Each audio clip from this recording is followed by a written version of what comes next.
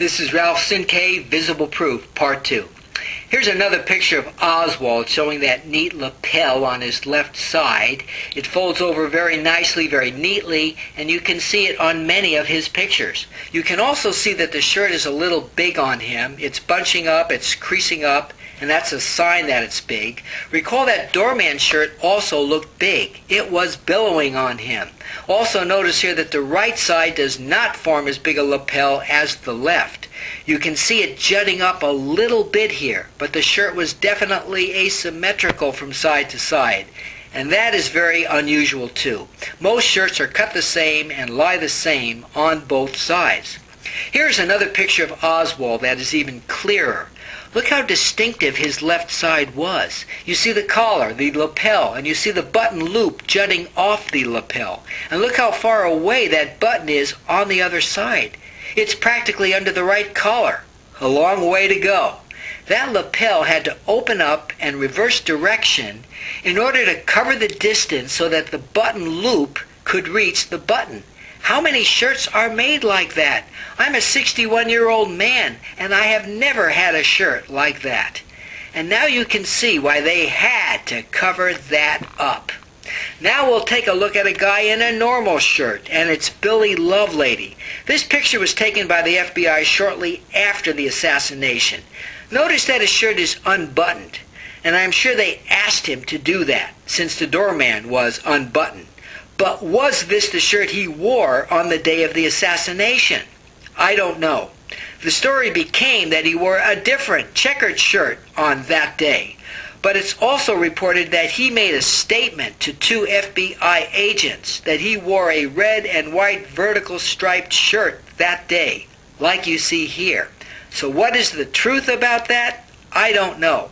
But it only makes the whole issue of the shirt pattern more suspicious. But what I want you to notice here is that this is just an ordinary shirt. The margins of the shirt rise vertically, and as they approach the collars, they each begin to open up, flare out, and angle out to the sides as they meet the collars.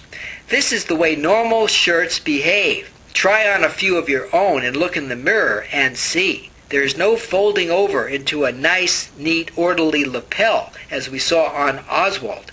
Notice also that Billy is wearing a round-neck t-shirt. Men tend to be very consistent about that. They wear one or the other. It's like boxers or briefs. And in every picture we have of Lovelady, he is wearing a round-necked t-shirt, unlike Oswald and Doorman.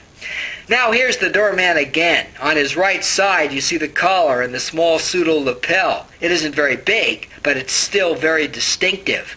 Notice how the margin of the shirt rises straight up. It isn't angling out, flaring out, or changing direction as we saw on Lovelady.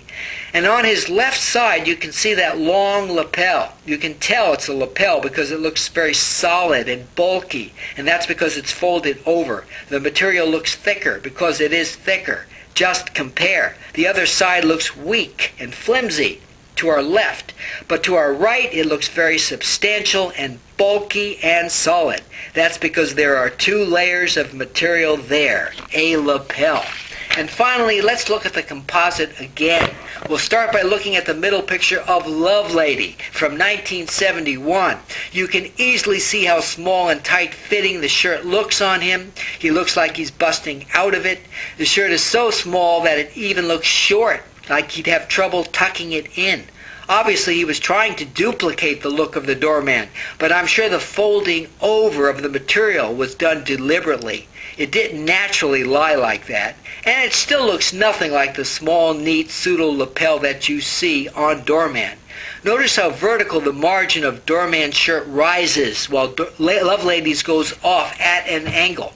And to the right of that there is Lovelady's picture from the day of the assassination, supposedly. And notice how different it is from Doorman's. Notice that big pocket on Lovelady's shirt that you don't see on Doorman's. And look at the weird position of Doorman's arm on that side. It almost looks like they did something to dislocate it, trying to cover something up.